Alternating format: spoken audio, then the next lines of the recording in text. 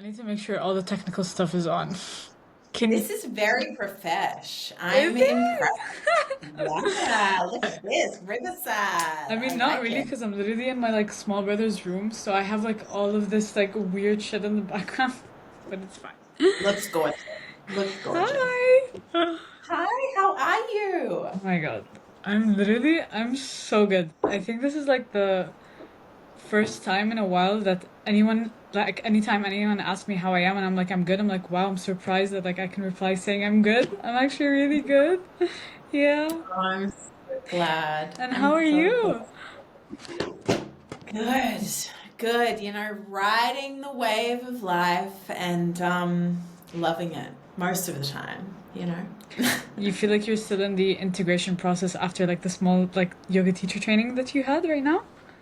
Yeah, yeah, yes.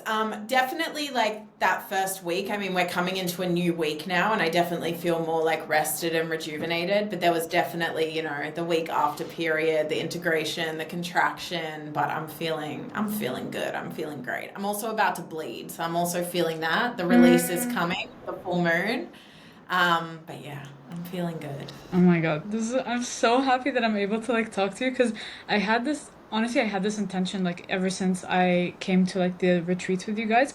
I was like, I really just want to have a conversation with these girls because like I think it's so I don't know, it's such a beautiful thing to know that you're in a space with someone that you kind of have like a dream and vision to hold one day.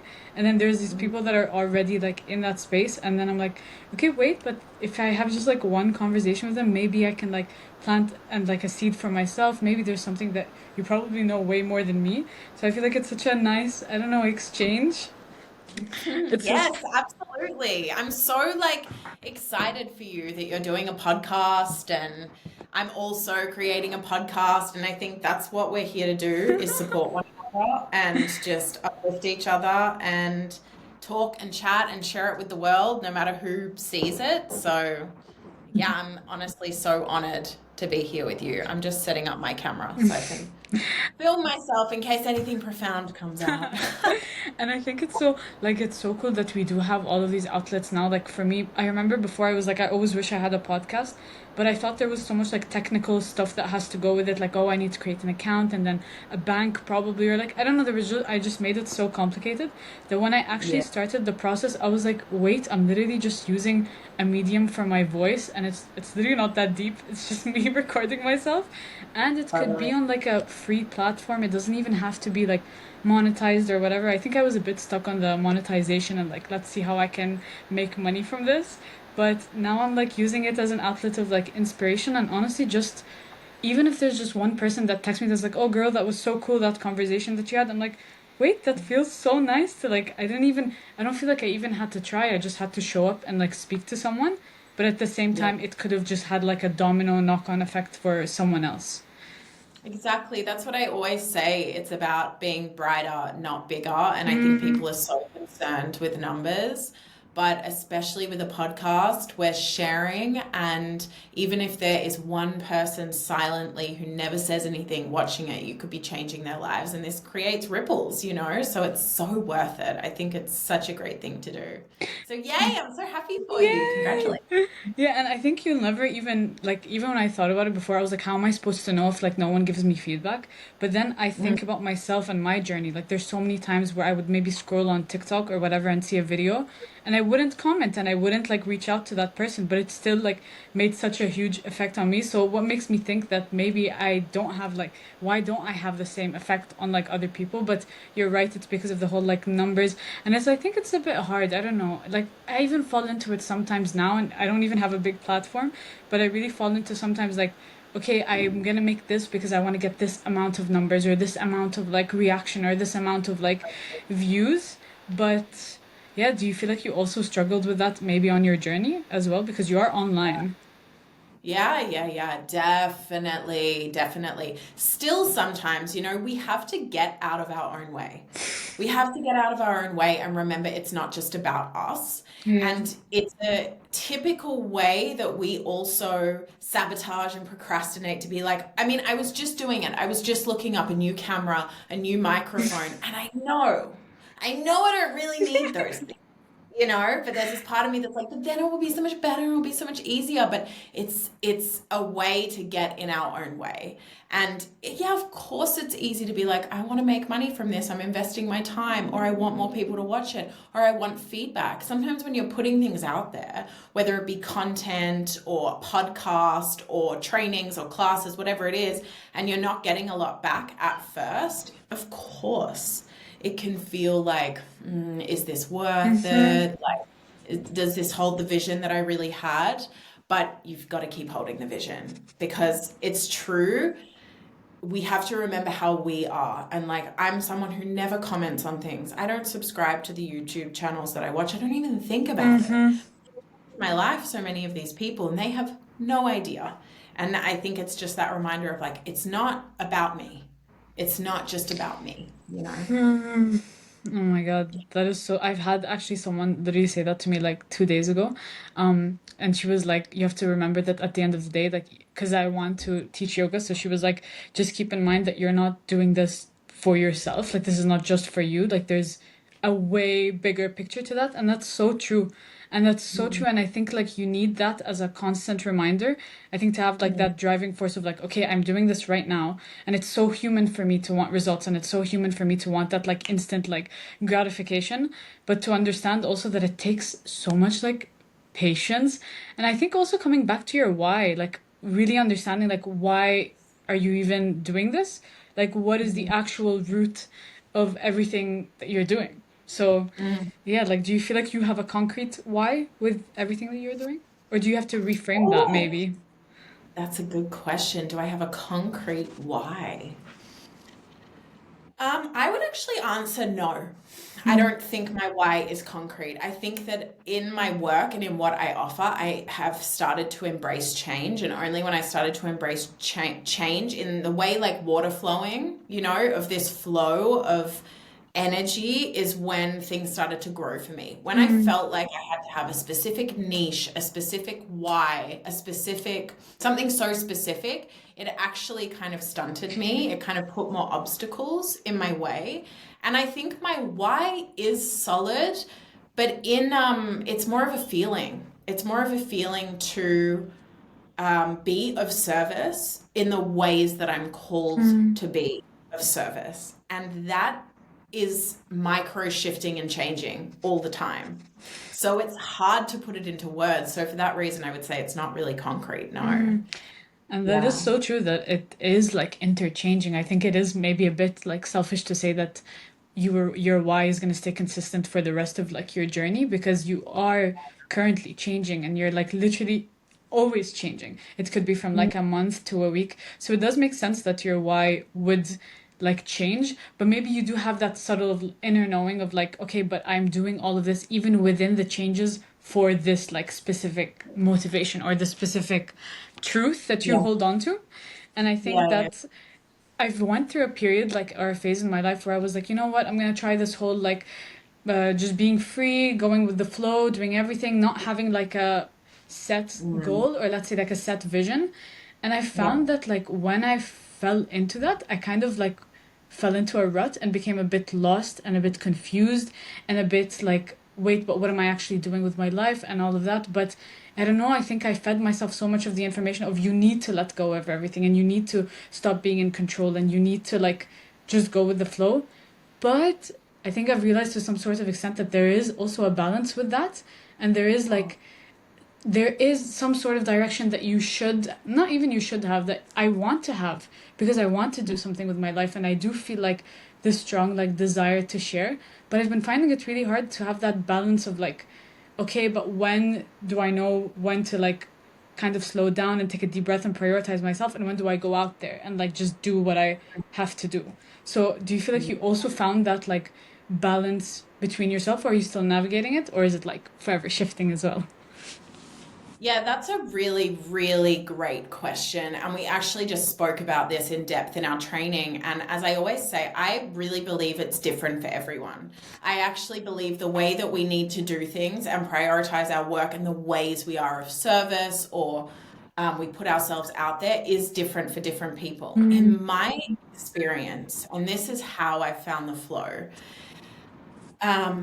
I always have this saying in my head because I feel lost a lot of the time as well. What do I prioritize first? My to-do list is never ending. My creative energy is Mm. throwing shit at me 24. I don't know what to do first, you know? And that can be really overwhelming and structure can be really hard. But something I found for myself is like a saying my dad used to say to me when I was really young. When you don't know what to do, do something. Mm. And so that's my thing. And my journey, the way that I have grown is that where there's discomfort and where there's fear, I need to step into that. And that's where my growth is. Mm. So, especially when it's come to teaching, holding space, new offerings, new things that I'm doing, if there's an edge and it's like, oh, I'm really scared, you know, it's like, okay, in February, someone asked me to teach this workshop. I know once it gets to that date, I'm probably going to be like, I don't want to do it. I don't want to. That's even more of a reason for me to be like, yeah, I'll be there. What Mm. time, you know? And so that's been a big thing for me is I was saying to my students recently, in my own head, as weird as this may sound, I call it kind of trapping myself. I did the same when I first became a yoga teacher. I was petrified. I did Mm. not that I was ever going to be able to actually teach a yoga class, you know? And now, like thousands and thousands of yoga classes later, it's funny to think back on that, but I would trap myself. I would apply for jobs in places and I knew that I would be so scared to do it. But once it was a yes, I couldn't get out of it. I mean, Mm-hmm. I could not show up, but that's not my personality. So, yeah, that's really the way that I have found the flow. And so, in that, you know, I do different things. Like I teach yoga, I teach somatic movement therapy, I do somatic coaching, I do different things. And in everything that I do, and every person that crosses my path, whether it be in a retreat, a training, a one on one session, I learn more and more and more, Mm. not only what it is that I have a passion for doing, but what it is that I'm really giving that's of value. And Mm. that's my purpose. And that's the flow for me is doing the thing, even if it feels like, is this really the thing to do? And through that, finding flow of like, oh, this is leading me here. Oh, okay, that's leading me here. Mm. And sometimes that's things that might feel, I don't like to say pointless, but kind of like, oh, should I be doing this? You know, someone's like, hey, can you come teach a class here? And it's like, you know, not the greatest pay or, you know, maybe not something you're super passionate about doing, but sometimes those things lead to the right people, the right person, realizing something about yourself and what you have to offer. And through that, you find this flow. Mm. So I think like for me, in my experience, it's following fear. It's following my fear. It's following my edge and what's a stretch and what is uncomfortable for me always brings me success and Mm. joy and to exactly where I'm meant to be. Um, and and that just creates this constant flow where I am being led to Mm. where I'm meant to go and what I'm meant to do. Oh my God. Like even when you're speaking, I think I can tell that you're just a person that also you spent a lot of time getting to know yourself and a lot of time getting to know that like this is your way and fuck kind of what everyone else thinks. And I think maybe that's the most like on my journey right now that I've realized that I've been kind of like subconsciously abiding to other people, like without even knowing. Like no matter how aware I am and how much I'm actively working on myself, I still feel like there's some places where I am like holding back and I am just not fully stepping into my truth because I have these like beliefs from other people, whether it's teachers, whether it's books, whether it's like mentors that I have, but kind of coming back to that point of realizing that genuinely everyone has their own way. And it sounds kind of like, at first it sounds freeing, like, oh my God, you have your own way. But sometimes, like, when I thought about it, I was like, wait, that's kind of so scary. Like, I need to find my own way. Like, what do you mean I need to pave I can't, like, my parents can't even do that for me anymore. Not even like my two people that I like am supposed to follow or whatever. And I think that can be a bit intimidating sometimes, but Yeah.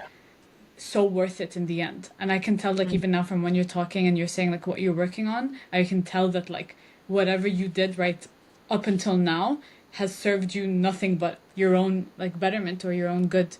But I would want to ask, like, if you could just give advice to that past Susanna self, like that one that was scared of, like, maybe applying for those jobs and those emails, and like, yeah, you would tell her just do it, but what advice or what would she have needed to hear in that moment for her to believe more in herself, let's say? Ooh, gosh, that question makes me emotional. Mm. Wow, what a beautiful question. Oh, advice for that past Susanna. I think there was always a higher self. My higher self was always giving me that advice of like, there's gold at the end of this tunnel. Like, Mm-hmm. keep going. There's something here. I'm very intuitive and I'm always listening to this more intuitive voice. And so I think that would really have been it. Exactly what you were just talking about. Two main things come through. One is you don't have to do things the same way as other people. I have wasted a lot of time trying to do things the same way other people do it. You know, trying to do things the way that teacher or that coach or this person who was very well intentioned told me this is the only way and it must be done this way. I Mm. wasted a lot of time in my life doing that, but also it wasn't a waste of time because I learned so much through all of that wow, I have my own way as well. And I can learn so much from others and be Mm-hmm. inspired so much from others. And that's beautiful. We're meant to be. But also, we do have our own way. And I have to remind myself of this a lot. It's very easy and normal as human beings to look outside of Yeah. ourselves and be like, I want what they have. Mm-hmm. They have what I want. They got here this way. They did this with these results. I must have to do the same. Mm-hmm. That's normal. We're humans. It's going to happen, you know? Um, but I think that would be the advice I would give younger Susanna is like that you will find your own way. Mm-hmm. Trust yourself. I think that's the biggest, and this is, you know, one of my biggest whys is bringing humans back to self-trust. We're so used to looking outside of Mm-hmm. ourselves for answers, for healing, for everything. Mm-hmm. Because that's what we're taught to do. You know, it's not anyone's fault, it's what we're taught to do. And we'll do it again and again and again. I do it, we all do it.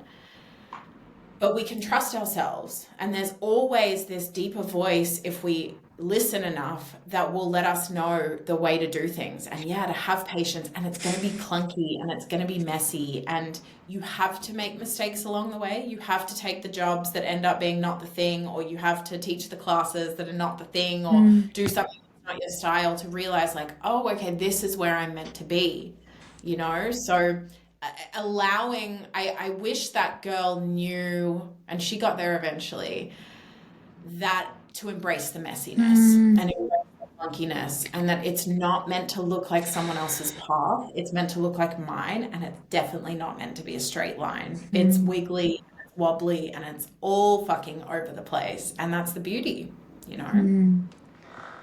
You know, this reminds me of like that feeling that I had when I went to the InBody retreat with you and Lisa, is that I think that was the first time I went to like a space that was held, like it was a container, but at the same time I felt so capable of doing what I wanted in that moment.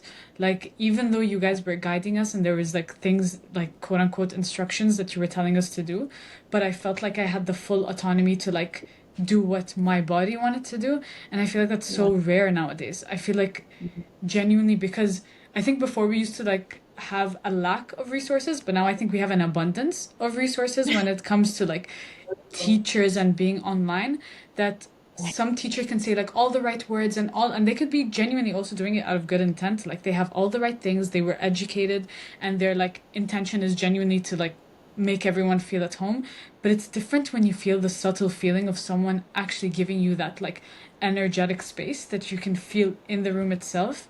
And I think that's Mm. something that I remember I like journaled after the retreat. I was like, that is something that I really want to hold within myself, and I would love to like give people back, because it's so, I think it's so powerful, especially when you're in a room with women and there's two like women in front that are guiding you, but you can still do whatever you want. Like I don't know, it feels like, it also felt maybe very foreign for my nervous system, because I'm so used to being in a room and like when there's, let's say, authority, like you either have to do it or you're out or you're not loved or you're not accepted. So that's something that I really like deeply appreciated, and I was like, oh my god, this is definitely something that I'm taking home to my soul and to like my future. And I remember, I think I asked you or Lisa, and I was like, no, it was you actually when we were speaking beside the pool, and I asked you like, how you are now, and then you said the same thing about like how past Susanna, like you were always guided with there is this light at the end of the tunnel, and you are going to make it. You are going to have everything that you desire. Just trust yourself, and I think Mm. that's so powerful. Like genuine. Even when I say it right now, I kind of have like goosebumps, and I feel so I know, shaky. I'm getting emotional. Yeah. Wow. And I think of like I don't know, maybe if you relate to this, but sometimes I think of like my daughter and I'm like I genuinely want her to have these type of like I don't even know if I want to say mentors, but let's say that, like these guiders where she feels safe and know that she has her own voice, but at the same time there's like kind of this blueprint, let's say. Yeah. Yeah. Yeah. Isn't it a beautiful thing, when we can find, because shit, it's a fine line. It's like, I say this all the time. We want to be inspired by others. We're all meant to be in this together and walking Yeah. each other home hand in hand. We're meant to be inspiring each other, and inspiring each other to come back to ourselves Mm. and like our inner knowing, and that's such a beautiful thing. It's such a beautiful thing to hear. And through everything I learned, like, and Lisa as well, we're passing it forward. We're passing it forward all those years, decades of waiting for someone else to tell me who to be, how to be acceptable, what's right, what's wrong, how am I going to be happy, how am I going to be good enough, and through all of that, finally finding the space where it's like, wow, these answers aren't outside of myself, Mm-hmm. they're inside of myself, and being able to pass that forward to other women is literally, I mean, that's my why. It's the most special thing Yeah. in the whole entire world. Yeah. Yeah, and I'm telling you firsthand that I fully feel that. I fully feel your ripple effect because I even like was reflecting on my path and like my journey as well, where because I feel like now I'm in a point in my life where I can physically feel sometimes when I'm in environments that like kind of where like I hold back or I can literally feel that my body language kind of like shuts and I refrain. And before I think I used to be afraid of that, but now I'm kind of asking myself like, wait, like I don't understand where did this come from? Like why do I feel like I have to be small? Why do I feel like I have to lower my voice? Why do I feel like in this specific environment I can't say what I actually have to say? And especially because now I moved back to my parents' house, so a lot of that is kind of like popping up. Well, momentarily moving back to my parents' house until I figure out what I want to do. That'll do it. Saying that to the universe so I don't stay here. But like yeah, seeing that feeling of like, oh my god, I think almost my entire childhood and whether it was my parents or whether it was like teachers or whoever like on the way, I have been told, and I think especially as a woman, like as a girl, to lower my voice and to like just be smaller, like not to be seen. Like when I look at myself and even in classes and classrooms, or even if I was at a restaurant, like I have this vivid memory of like I remember, I don't know, I was having fun and I was like shouting and like going, not shouting, but I was having fun. Like I was a kid, I have voice, I have like energy, but I remember continuously being told to like quiet down and like to sit down and to behave because we're at a restaurant and there's people around and stuff like that. And now I'm realizing that like, oh my god, poor baby me. Like I don't know, I think I was so I probably felt like I had so much to share, but I was like told to be quiet. And so, where have you, or have you reflected on that in your journey as well? Ooh, yeah. Yeah, I think that's a really deep wound, particularly in women. I think all human beings, we have so much conditioning. And, we come into this world and we're literally told what's acceptable and what's not. And so a lot of things about ourselves go in the shame pile, right? And especially as women, and often it's coming from a beautiful place where our caregivers are really trying to protect us. But often we're told all the ways in which we need to be smaller, especially as women. Women, it's still going on, it's don't take up space, don't be too loud, don't be too big, don't wear that, Mm. don't be too small, don't be too anything. Everything's too much in some way or too little in some way, and I think that especially coming into a space then where you want to share some of yourself and hold space, you have to recondition and reteach yourself of like, well, I have something to say. And you can always hear the voice when you are in body and you are connected to yourself. You can hear the voice that's telling you, like, you don't have anything to say, be quiet, get smaller, get smaller, get smaller. But that's the somatic work, is when we notice ourselves caving in and getting smaller. You know what happens to me when I'm around family as well? It's but in the noticing is where the healing happens. And so yeah, that's been such an experience of mine, and I still experience it. That's why it's such a practice to remind ourselves in every moment to use our voices, whether it be with the podcast or just when having a conversation with someone else, or really speaking your opinion, speaking your thoughts, like holding space for yourself and taking up space in all the ways. Yeah. And I think it's so important that you mentioned also that it's kind of like still something that you deal with now. Because in my head, sometimes I do this very like subconsciously. Like I look at teachers and instantly they're on like a pedestal in my head. And I'm like saying like, oh, they probably have everything figured out. And like they already went through all of their healing journey and like they have like nothing to work on. They just have to serve. And I think when I had that like belief, it kind of made me feel like in a rush Mm, to be there, to be in that healed state, to be in the state where like nothing triggers me and I'm just kind of like walking in bliss and like just giving smiles and everything around. But ultimately realizing that when I had that feeling, I felt so like I could feel that my nervous system felt so shaky. I was like, why am I running? Like literally mentally, I'm running to what? Like, what is the point? Okay, I'm healed, and then I can hold space and I can change people's lives, and then what? I feel like that's kind of maybe boring sometimes to just have the same thing doing all the time and not being able to like evolve mm, continuously.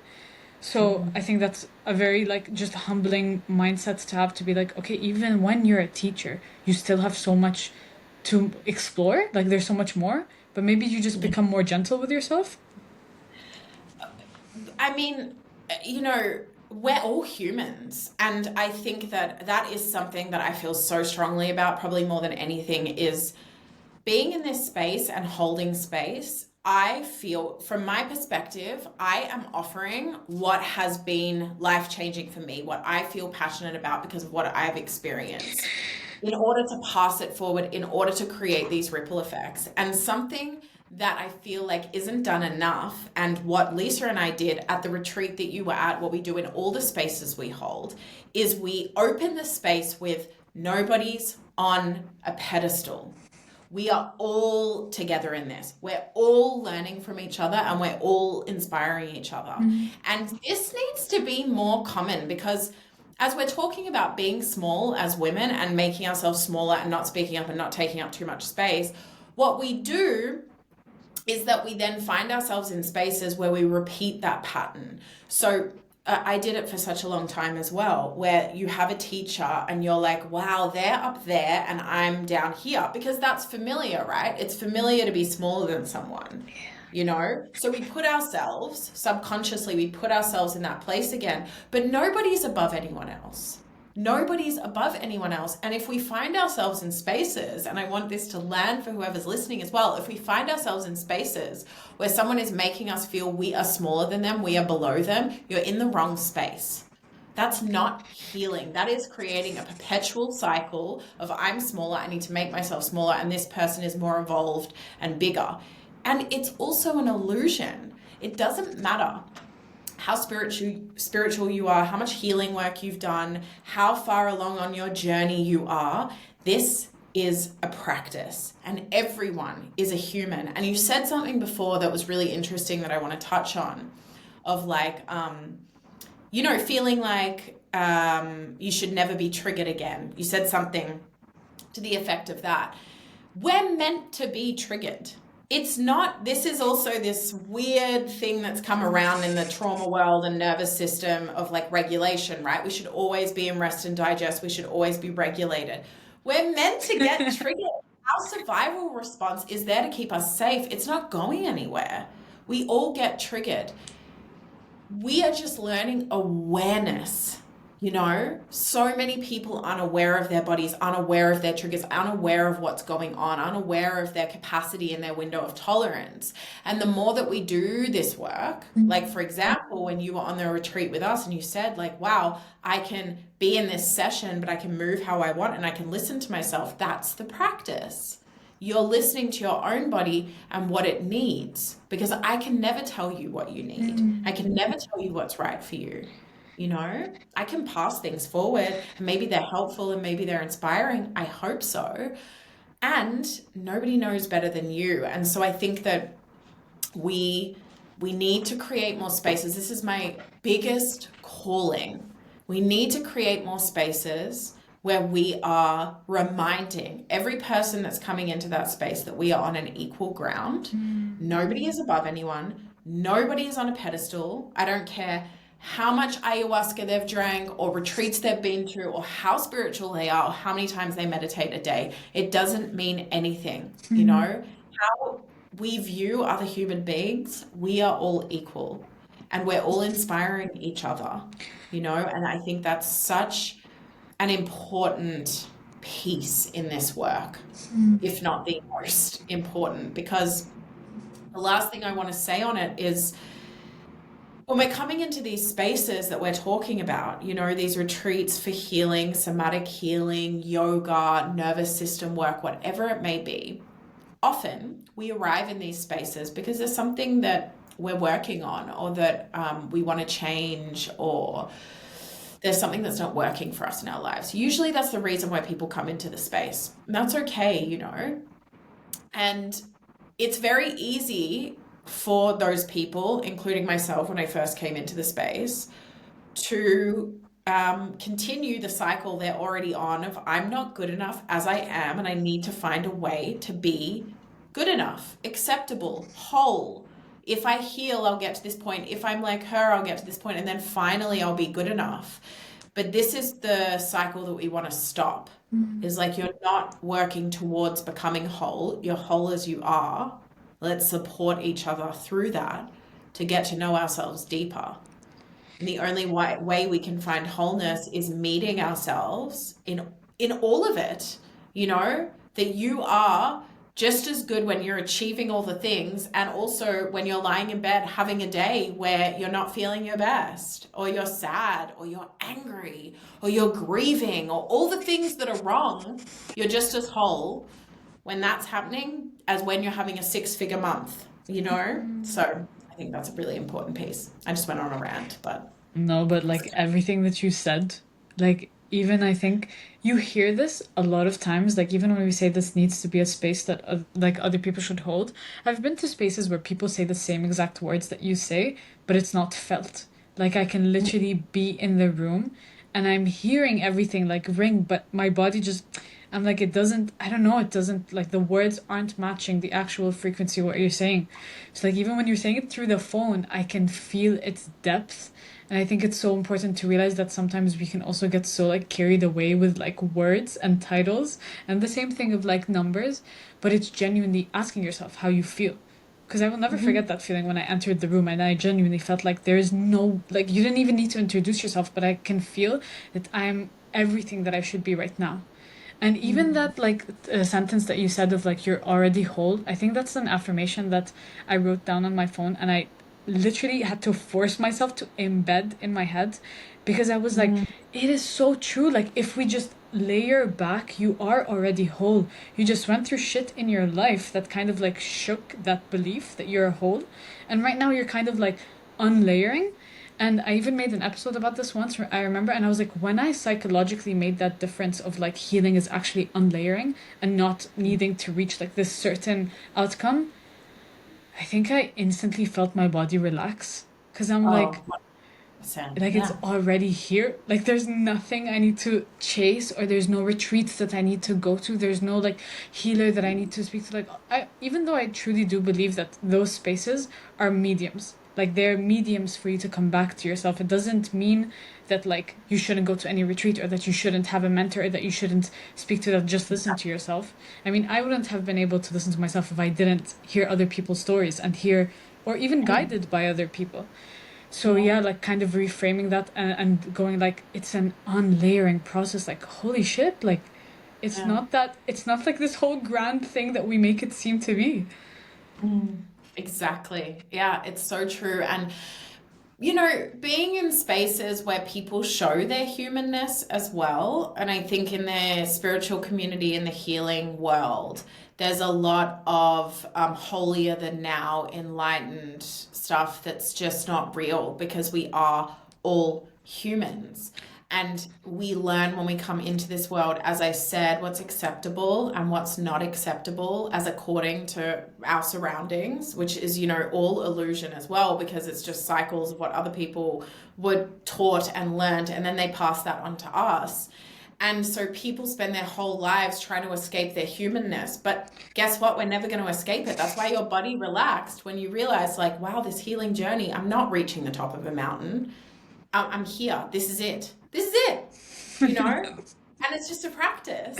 Of course, your nervous system relaxed because you realize, like, oh my God, I'm actually okay as I am. Wow, I can be in this body. I don't have to escape it, you Yeah. know? Oh my God. And I know that you deal with this like literally on a somatic level. And like you literally which is something that's interesting for me because I when I got introduced to this whole like and I think this is a very typical like journey for people that get into yoga, that everything is just actually the physical posture of just like getting into this, how flexible you are, how long you can hold a handstand for. And then but once I started connecting past like the physical asanas, I realized that there is so much more, like even just viscerally, like in my body. Like there was once someone said like, "Oh, you're gonna hold this like hip posture and you're gonna feel some emotions coming up." And in my head, instantly, I was like, "Okay, this is bullshit. Like, what do you mean I'm gonna start crying?" And I swear we stayed there for a minute, and I was like bawling my eyes out like after, and I was like, "Oh my God, she's not joking." And I think I got scared a bit. I was like, "Wait, this is kind of scary, like to just be in like a physical posture." And what do you mean it triggers some emotions? So I just wanted to ask you, like, what even made you discover that you kind of want to focus on like somatic, like therapy or somatic yoga, and what has been Mhm. like your brief journey with that as well? Oh, wow. Okay. Okay. Let's do without going into my life story. Well, I think that the first thing that I'll say is discovering yoga for me was something very intuitive. Like I wasn't going to yoga, 5 times a week. Like I didn't have that same story for years. And I was just like, wow, I just love it so much. Eventually I'm going to get certified. I was living in Panama and I wanted a job that I could have that would be able to help me keep traveling. I had done yoga a few times. I was very curious because I'm such an investigator and I'm such a curious person. I was curious about what really is yoga. I knew it was more than just the physical postures and the classes that I've been to. So I was curious, but actually it was more so for me about finding a job where I could continue to travel and not go home. And I was like, if I become a yoga teacher, then I could get jobs in hostels and they will give me accommodation in exchange for me teaching classes. That was the idea. And I kind of hit a point in my life where I was really lost and I was probably going to have to go back to Australia. And I signed up for a yoga teacher training with the last money that I had. And I was petrified. A big reason was because I didn't think I fit the yoga teacher profile. Like I was so scared to meet these other women coming to this training. Mm. I didn't have any yoga clothes. I had none of the fancy stuff. I didn't fit the profile. Like I liked to go party. I smoked cigarettes. I was, a little bit wild and I was like, I don't fit in here. Um, anyway, and I went and I think the biggest thing was that I found not only I was always such a spiritual person, but I didn't have a word for it and I didn't share about it a lot, the thoughts and the feelings that I had about this existence we were having. And then when I started to learn the philosophy, I was like, wow, this is what I've known my whole life. And not only that, something shifted in my body. And what I now know that was that I was for the first time in my life in my body. I was experiencing being in my body. And it was a whole new experience for me. I was like, everything started changing inside of me and around me. because I was actually experiencing life on my 2 feet and in this physical body that I'm in. And I think that it's interesting because I wrote a letter last night under the full moon to my body, because my relationship with my body has been really strained ever since before I can remember. You know, I grew up in an environment where my body was the opposite of celebrated, let's say that. So I think that it's very interesting that my work has over the years become to revolve around the body and bringing people back to their bodies, including myself. And so, yeah, that's really like why yoga was so life-changing for me, because I was experiencing something that even at the time for years, I didn't really know what it was, but it was the fact that I was experiencing being in my body for the first time and being grateful and appreciative of it and feeling its magnificence and feeling its messages, you know, and its wisdom. I had never had any connection to that before. So much changed around me, and then offering that to other people I was so passionate about it. And then to really cut forward many, many, many years, I went through something very, very traumatic in 2020. I lost someone very close to me, and it was a very traumatic experience. And after that happened, I felt like, you know, I was still practicing yoga, doing the breathing exercises and doing the asana and, you know, trying to let the philosophy help me through this really tough experience.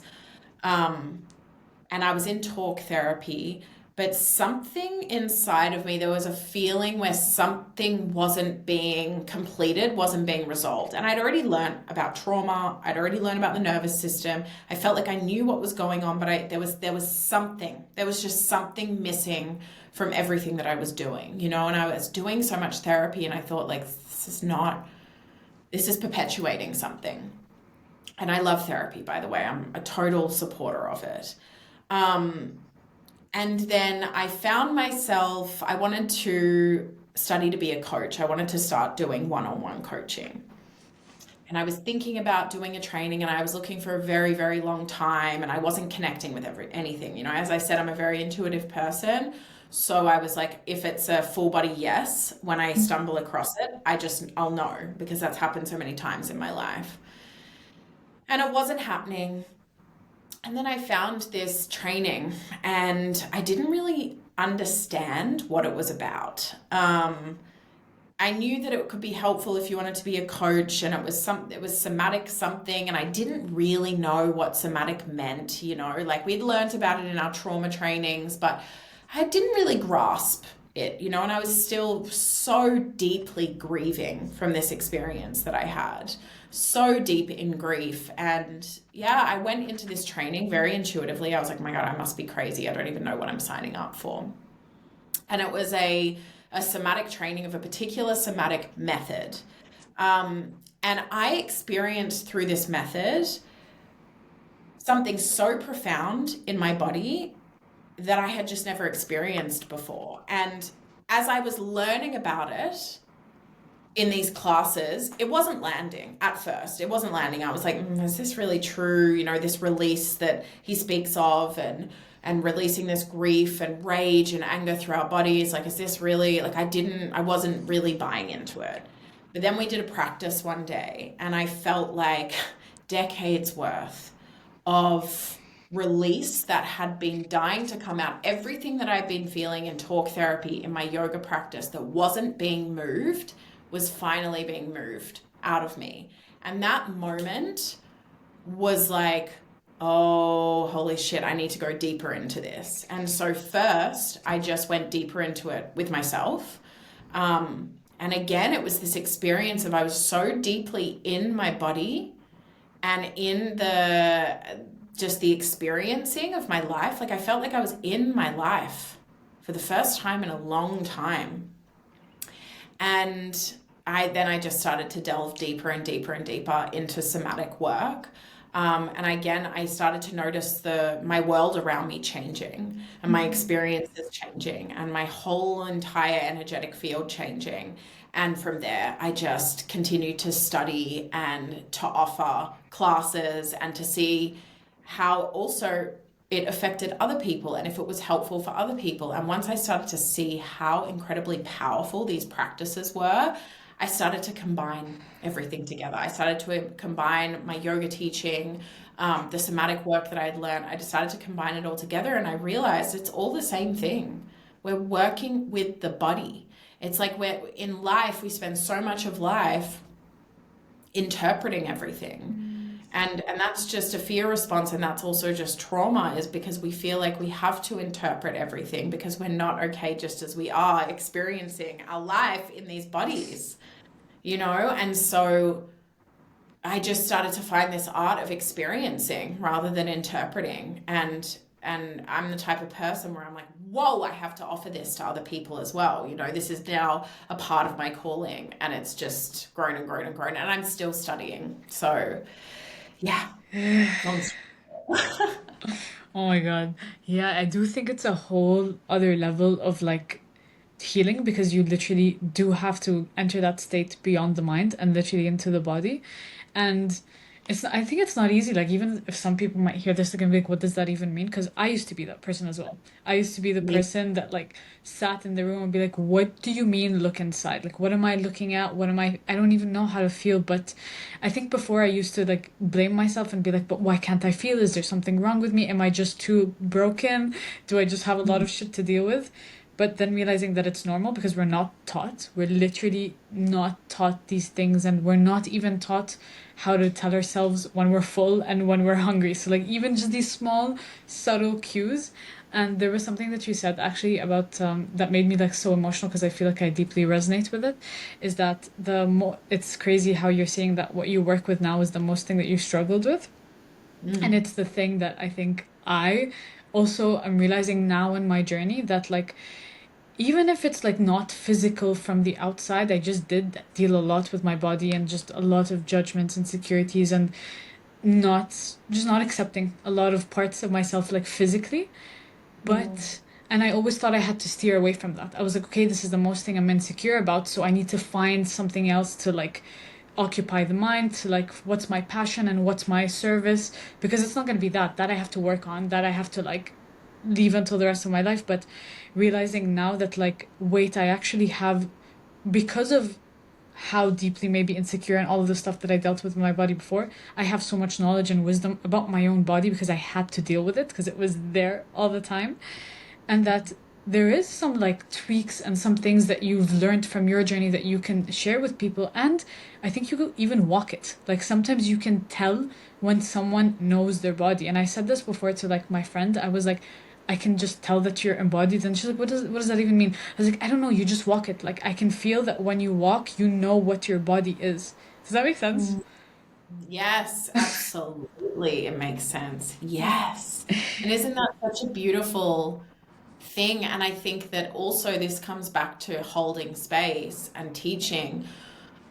We want to teach from our personal experience. We want to again bring the experiences and the humanness to it, you know? And this is such a thing, especially for women. And again, I think all human beings, but I'll mainly speak to women, is we are not taught to be in our bodies because our bodies are condemned and we're made to feel uncomfortable in them. I don't know. This is the sad thing. I don't know any woman who hasn't had issues with their body, with their self confidence, with their relationship with their body.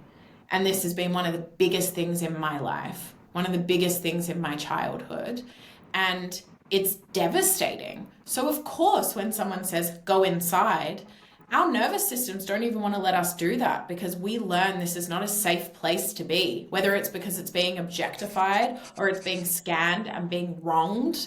You know, there's so many things. And so, how can we be embodied? It's a whole new conditioning and a whole new learning of literally experiencing our bodies and being like, whoa, you're so much more than the way that you look. You're so much more than what someone else thinks about you or says about you. You're a living vessel of like miracle, you know? And I actually get to feel you. But that's a journey in itself because exactly as you said, it's normal that when, we maybe go into a practice or a class and someone says, okay, feel your breath, feel your body, go inside, notice what's happening inside. Most people are like, I have no idea even how to get there. Feeling is something that we're taken away from because it's unsafe and the nervous system's trying to protect us, right? So it is a whole new reconditioning and practice to even get there, but it's also a movement to reclaim these incredible vessels that we're living in that are so much more than something else for someone to stare at or comment on or, you know, there's so much I could say on this topic, but yeah, we need to also teach from our experience because I think it's also scary being a teacher and a space holder sometimes when, I went through this in my own journey. It's like we think we have to have overcome things to teach it, Yeah. but that's also total bullshit because that's just not, life goes like this. Again, you don't reach the top of the mountain. Yeah. Like healing isn't like all of a sudden it's gone. Some things, yeah, sure. And then they come back 10 years later. Like we're always navigating through these different emotions and the body is a deep, deep, deep one. And I think it's something we need to support each other through. Yeah. And I think also, like, even on this topic, the biggest lesson for me was to accept and to genuinely deeply understand that my body is ever changing. Like, it literally cannot, it's physically almost impossible to function and look the same way every single day. I don't even feel that way every day. And even when I think about it, like going back to this, I don't know why I think about this all the time, but thinking about the fact that I'm gonna be a mother one day and I'm literally going to have like a whole like baby inside of me, how do I expect myself to be able to carry that and to genuinely like, I don't know, take care of myself and another physical being when I don't even know how to communicate with my body and my body doesn't even feel safe? Like, it's crazy. Like, when I think of that stuff, it's so crazy. And I've grieved a lot of that, actually. Like, I've grieved all the past versions of myself that, like, kind of shamed my body, that I've judged or that I've done all that. Because I was like, I'm so sorry. I'm so sorry that you had to go through all of that. But it's okay. I am so, like, I always have this, like, belief that no matter what I went through in my childhood, like, there is another way. And I want to show myself, like, no matter how difficult it is and no matter how scary, to be honest. Sometimes I'm actually so scared to like fall into my old loops, to fall into my old spirals, to go into like this whole like dark pit that I have, but telling myself that okay, this is part of it, this is part of the journey. How am I going to meet all parts of myself when I can't even accept that they're there? So I think that was a huge lesson for me. And maybe like also I want you to like tell me what was your biggest lesson when you've seen with your journey with your body. Oof. Biggest lesson. Yeah, I think that you touched on something also that I would also say is it's still a journey. And I think that meeting all parts of ourselves mean meeting those parts of ourselves that are still going to have these moments of whatever it is, discomfort in our bodies. Because meeting all parts of ourselves as well means meeting our discomfort, and that's what we're so conditioned not to do because it's bad, good, bad, blah blah blah blah. So we don't want to meet the discomfort, but the discomfort is actually where we need to go in order to pass through it, allow it to pass through us. And so I think that's been the biggest thing for me, is to not condemn but to also embrace these parts of myself and really sit with my little girl. Really, really sit with my little girl, who's the one that's still hurting over the comments that were made about her body, how her body was treated, and how young she was when she was told it was not okay. And when feeling her when she comes up and allowing her to be there and holding her through it. And so allowing these parts of myself to arise, whether it be this insecurity, these narratives I have, these ways that I control, these ways that I wish that I could be different in some way or not be in my body, notice them, be with them, and have like curiosity and compassion there and hold those parts of myself. but really to know that they're going to come again. They're going to come to visit again. But the more that I can hold them and hold my little girl and hold those parts of me with compassion and remind myself like this actually isn't yours to carry anymore. It never was yours. These words, these judgments, these insecurities, they were never yours. They were placed on you.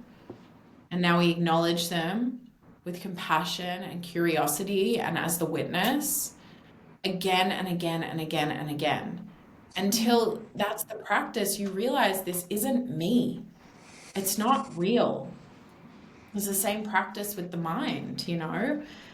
We are not the mind. Not every thought that comes in is a real thing. And if we can learn how to witness and invite it in, we don't do ourselves any favors. And we all do this, by the way. We don't do ourselves any favors when we're like, no, no, no, no, no, I can't have that thought. No, no, no, go away, go away, go away, go away. I'm enlightened now. I can't have bad things about my body, you know, like that's also a problem. And I do that sometimes as well. It's like sometimes sadness comes to visit, grief, and I'm just like, no, oh my God, I don't stop it.